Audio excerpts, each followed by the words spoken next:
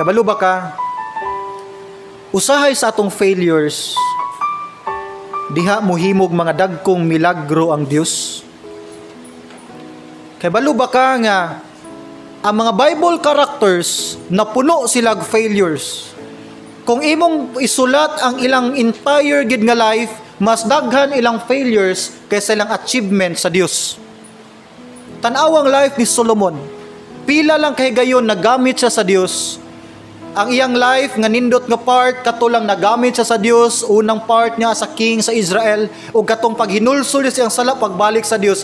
The rest ang iyang writings naa naglangkob sa iyang pagka maibugon sa unod, iyang pagkahambugiro, ang pagkataas ni Solomon og pride, diha halos nagatuyok. Tanawa mga Bible characters, puno silang kapakyasan, gamay lang kay nga part ang mga victorious ilang life. Pero kay balo ba ka, si Moses nga great leader sa Israel, before siya nahimong leader, usa siya ka kriminal, murderer, gipatay niya ang usa ka sulugoon nga Ehiptohanon.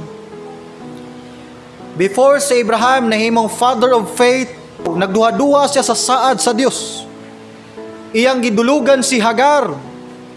Naghimo sila laing plano, hinungdan nga nahimong grabing problema noon pag-abot sa unahan. Pero gitawag siya father of faith. Si Rahab, isa ka prostitute si Rahab. Nihinulsol siyang sala, nibalik sa Dios, ug ang lineage ni Christ matrace back gikan ni Rahab. Si David, hari sa Israel, usa siya ka adulterous nga king, usa siya ka murderer nga king. Si Solomon, gitawag siya the wisest king, pero grabe ang iyang pagkasalbahi sa iyang generation. 700 iyang wives, 300 iyang mga kabit. Si Pedro, gitawag siya main speaker sa mga apostles, pero gitraidor ni Pedro si Kristo sa iyang atubangan gyud. Si Pablo, killer, salbahis, murderer, walay kaluoy nga tao, pero nahimong apostle ni Christ sa mga Gentiles. Kabalo ka kinsay sunod dinis linya? Ikaw. I know na akay failures. Daghan kag kapakyasan nga bisan imong pinaka best friend maulaw nimo sharean. Daghan kag failures nga naulaw kag maayo sa imong kagulingon.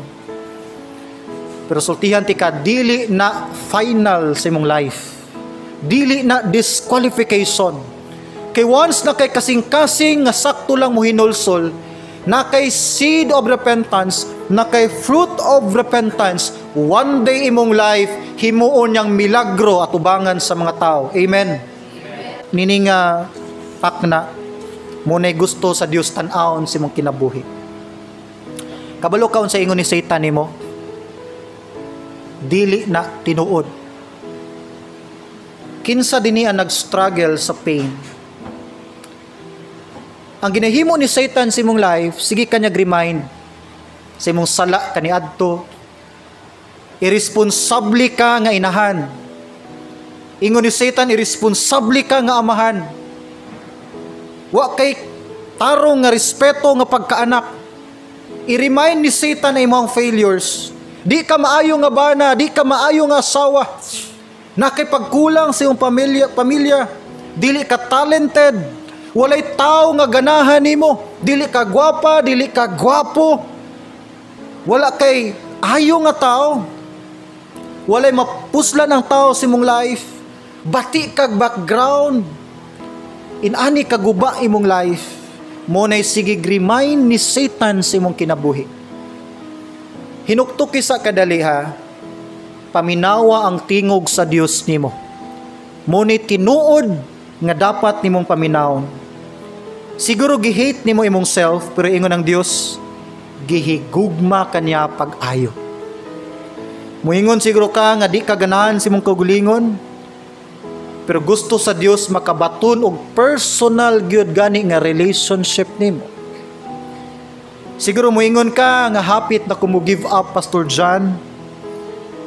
Pero si Christ, iyan ang gi-give up iyang life sa cross para nimo. Sige siguro kag tago. Maulaw ka si mong kaugalingon, si mong kinabuhi, expose o bang tao, wala kay self-confidence. Ingon ang Bible nga proud ang imong amahan sa langit nga ipanghambog niya sa katawhan nga anak kaniya. Gusto guro nimo i-punish imong kaugalingon. Daghang mga tao nga sila nahimong judge na silang kaugalingon. Di sila kapasaylo silang kaugalingon. Ilang ginapasakitan ilang kaugalingon tungod silang past mistakes. Kabalo kaon sa gihimo ni Christ nimo, siya na nag-antos sa imong punishment dito sa cross. Di siguro ka ganahan sa imong self, sa imong family, imong life, dili ka proud unsay naa nimo, pero hinumdum mihigalag suon, gipakamatyan ka ni Christ sa cross. Usa ka butang nga bililhon kay katubangan sa Dios. Kung napakyas ka, dili na mo'y katapusan sa kalibutan. Isa na ka promotion, isa na ka opportunity nga ipaprove o ipakita sa Dios nga bisan sa imong pagkahagba, kaya niya mohimo og bag-ong kadaugan og milagro sa imong kinabuhi. Palihog tagduko sa itong mga ulo. Mohimo kag desisyon nining orasa, ayaw na pagpuyo sa imong guilty na hunahuna. I-let go na ang mga negative voices diha sa imong spiritual mind o sa imong spiritual heart. Hunungin nag-blame imong kaugalingon. Ayaw na pag-suffer sa mga consequences sa imong past nga bad memories, past mistakes, past failures.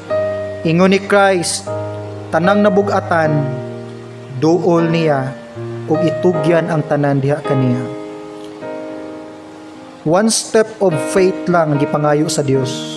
Usa ka repentant nga heart, itugyan ang tanan nimo karong kasakit sa Dios. Hawason kaniya. Ug once totally mutugyan ka sa Dios sa tanan nimong problema karon sa imong kinabuhi, tagaan kanyag tinuod nga kalipay, freedom, tagaan kanyag inner nga peace, tagaan kanyag guidance, tagaan kanyag bag-ong perspective, bag-ong plano sa imong kinabuhi, bag-ong sinugdanan. Kana, kumutugyan ka karon sa Ginoo.